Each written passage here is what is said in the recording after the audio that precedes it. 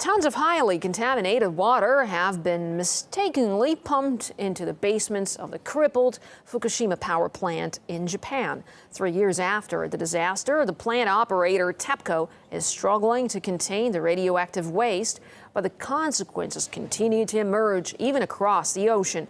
A new report suggests that U.S. servicemen who took part in the cleanup effort were misled about the radiation risks and now have serious health problems. SRT's Ameera David reports. For the last 3 years, former Navy officer Michael Seaborn has been perplexed by a health condition that no doctor can seemingly explain. Just 4 months after working as part of the cleanup effort of the Fukushima nuclear meltdown, Seaborn woke up and found that he could no longer push or pull with his right arm. And he would later find out that his arm had been quickly losing muscle mass. Same with my right leg. My right leg is actually 17 centimeters smaller than my left leg. So I'm basically just kind of deteriorating from the right side. They're trying to figure out why that is. Doctors are still trying to diagnose Seaborn after more than a dozen medical visits and countless neurological exams. It's mutagenic, it causes mutations, it causes birth defects, it damages DNA. That's the reality now facing countless U.S. sailors and Marines who acted as first responders to the Fukushima disaster. Many of the service members who provided that humanitarian relief were aboard the USS Reagan.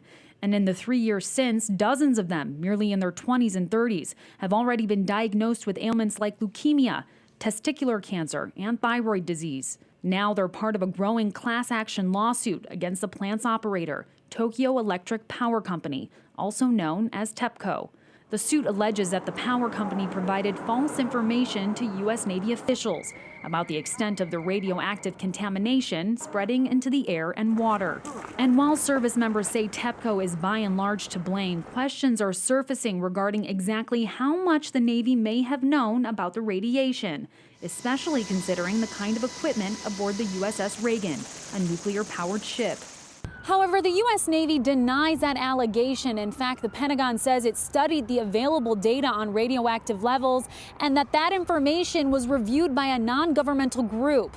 In a statement to RT, a spokesperson for the Navy said the worst-case radiation exposure for a crew member on the USS Ronald Reagan is less than 25% of the annual radiation exposure to a member of the U.S. public from natural sources of background radiation such as sun, rocks, and soil. But Seaborn says that math just doesn't add up. During the Fukushima cleanup effort, he was responsible for measuring radiation exposure to equipment and to U.S. personnel. That was my job. So to say that it's normal day-to-day radiation is 100% bogus. So with disputed facts and differing accounts, Seaborn, like his fellow first responders, will have to wait for his day in court while hoping to find the answers to his unexplainable illness. Ameera David, RT.